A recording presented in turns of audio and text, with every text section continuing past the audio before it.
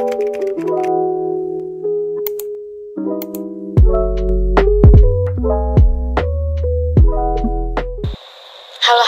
semuanya, kembali lagi dengan aku Rizka Dania. Kali ini kita akan membahas lagi mengenai apresiasi puisi, di mana kali ini Rizka akan membandingkan puisi tidak berpola dari Chairil Anwar dan juga puisi tidak berpola dari Sutarji Kazhum Bahri.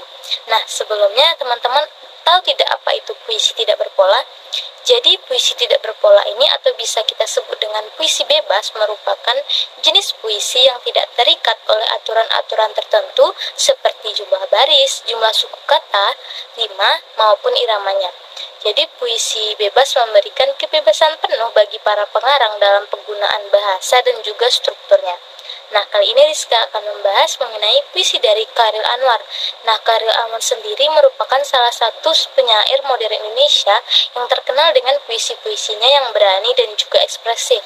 Adapun ciri-ciri pola puisi Chairil Anwar yaitu yang pertama lugas, yang dimana karya puisi dari Chairil Anwar bersifat lugas dengan penggunaan kata-kata hiasan yang dianggap tidak perlu dan pendekatan langsung pada tujuan dari puisinya.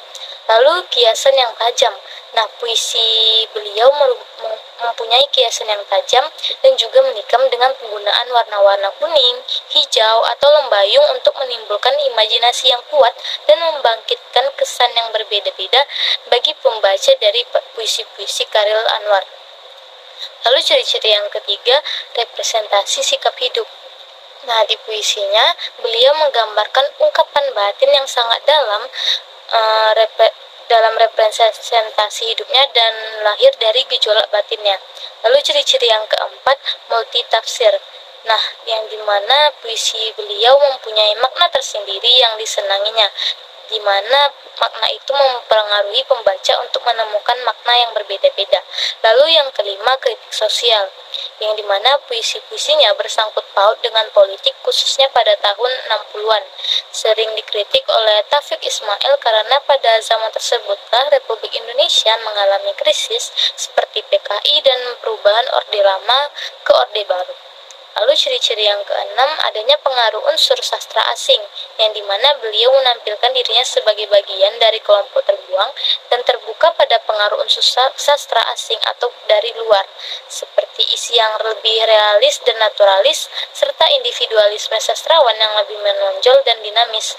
Nah, dari ciri-ciri pola puisi Chairil Anwar tersebut menunjukkan bahwa beliau merupakan seorang penyair yang kreatif dan juga inovatif, dan juga beliau tidak terikat pada aturan-aturan konvensional, tetapi beliau mampu menghasilkan puisi-puisi yang indah dan juga bermakna.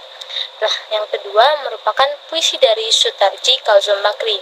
Tentunya puisi dari beliau ini mempunyai ciri khas tersendiri, di mana kredo puisinya yang menyatakan bahwa kata-kata harus terbebas dari pengertian dan beban ide. Dalam kredo puisi tersebut, beliau berpendapat bahwa kata-kata harus bebas dalam menentukan dirinya karena kata-kata itu sendiri merupakan pengertian. Maka dari itu, kata-kata di dalam sajak Sutarji dapat ditulis sungsang, dipotong, atau bahkan dibalik susunannya. Menurut beliau, menulis puisi adalah mengembalikan asal mula kata sebagai mantra.